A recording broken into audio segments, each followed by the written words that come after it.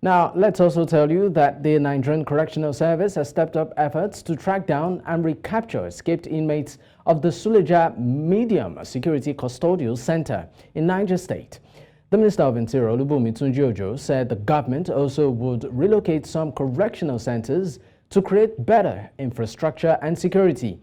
He made the pledge when he visited the Niger Custodial Center, where about 119 inmates escaped following a brainstorm that damaged the facility on Wednesday.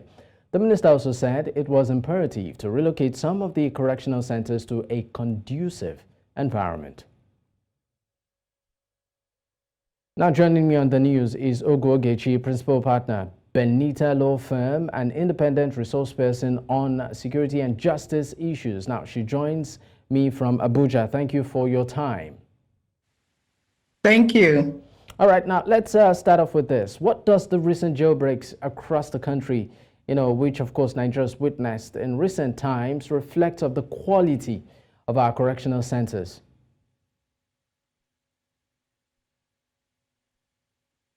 Okay, although the network is really poor, I couldn't get you quite well, but I think you were talking about the infrastructure of our correctional centers. And, that's, there's nothing much again to say because we have seen the evidence, though we know that this might not be the situation in all the correctional centers across the Federation, but there are actually correctional centers that are in bad state in terms of wear and tear because of long period they were built, most of them ranging up to 80 years, 70 years. So this is a source of concern to everybody, and I am glad to hear that the minister is already making moves to relocate some of these inmates from some of these dilapidated correctional centers to a more recent ones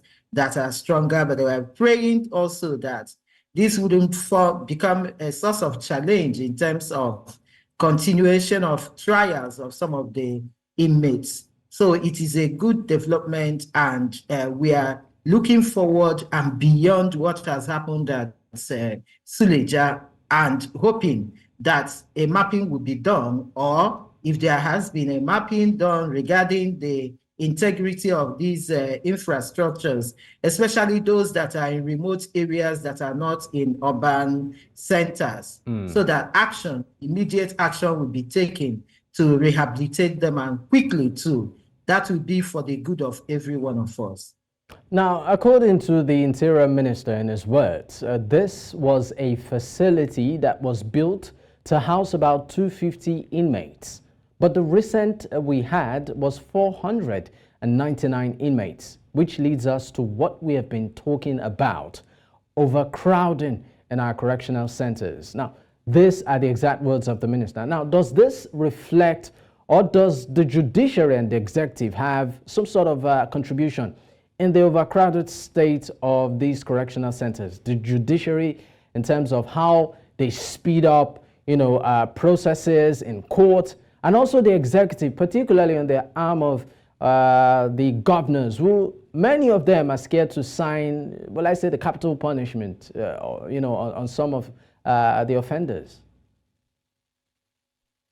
Yeah, actually, whatever you see happening in terms of high number of persons awaiting trial in correctional centers and the congestion of these facilities, it is not, you can never lay blame on any single agency of the criminal justice system. So the effect is an effect of activities of almost all the agencies. The agencies function as a chain, and effect of what is happening in one agency will get into the next agency. So there is no perfect agency of the criminal justice system. What I mean by this is that you can never be good as the police and the correctional center is bad and you get good results. So for us to have good correctional system, there must be functionality, effectiveness, and efficiency of all the agencies of the criminal justice system. Now, looking at the executive, of course, the executive takes care of issues of provision of the resources and the rest of them for management of correction, and they are actually in charge of the arresting agencies, the police, the police and other agencies that have the responsibility of enforcing our laws. And if these agencies are not doing the needful and complying with our laws in terms of a size of discretion in determining who goes into custody or not, then you can say that the executive is contributing to this. Now, when you get to the judiciary, if the courts are not sitting or the courts have refused or are reluctant and holding back, holding on to what was in the past without looking at the new laws we have in terms of management of corrections, then they are equally contributing. But the point is that generally, we have a challenge, and every agency has its own little way of contributing to the issues of congestion. And what we have always preached is that there should be collaboration, there should be cooperation between all the agencies, and there should be effectiveness. And most importantly, we should implement our laws. If we start from there, then we will go far, because the laws, everything that we are seeing now, have been captured by the Nigerian Correctional Service Act of 2019 in terms of the kind of infrastructure that where buildings that can be designated custodial center, where we can keep persons. And in terms of security, when you look at Section 28, the kind of security that should be provided for different classes of correctional centers, what we really need is to connect. There should be a connection between the laws and what is happening in practice. And until we are able to achieve that, we will still be having problems. And not only beyond the executive, beyond the judiciary, beyond even the correctional service. As a people, we are all supposed to contribute in one way or the other to build the kind of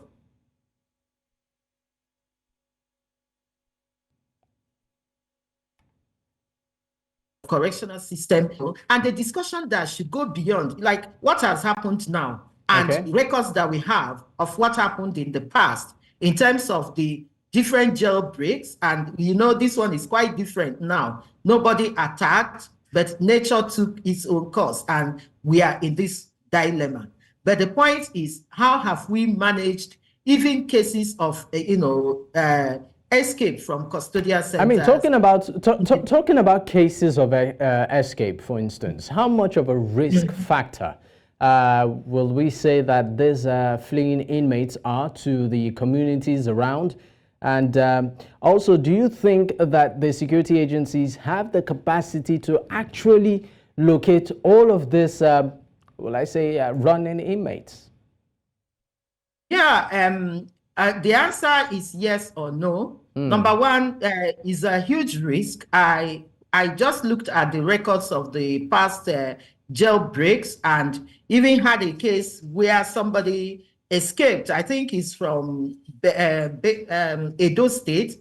I had to go into the community to kill one of the witnesses, somebody that witnessed against him in court. So this is, once you hear this, there's a challenge, because the fear of what happened to this particular person could actually deter other likely, witnesses to offend in cases, in future, to say they are not coming to speak because their life might be in danger rather.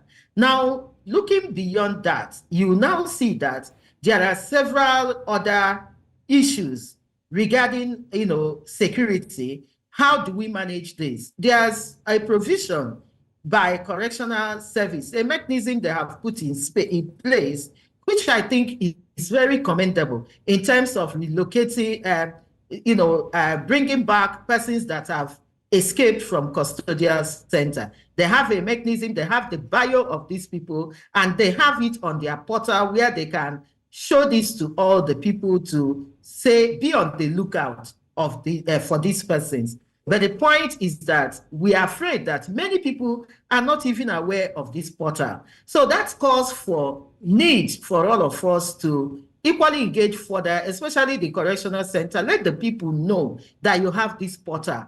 And as much as possible, timeously update details, upload details of escapees, on this particular platform, so that people will start looking out for these escapees, in good time before they mix up with the entire society. And that calls to attention. Another big issue, we deal with security matters in this country as if they are exclusive issues. No, they mix up with other issues in society, issues of, social issues, issues of economy, and the rest of them. A good example is shelter. We don't have good documentation in terms of where people live. People live everywhere. People live on the hills. People, even in the Abuja here, you can get into remote parts of the city and see people even living in the bush. They will just put something together and live. Nobody has, nobody has the identity of data of these persons.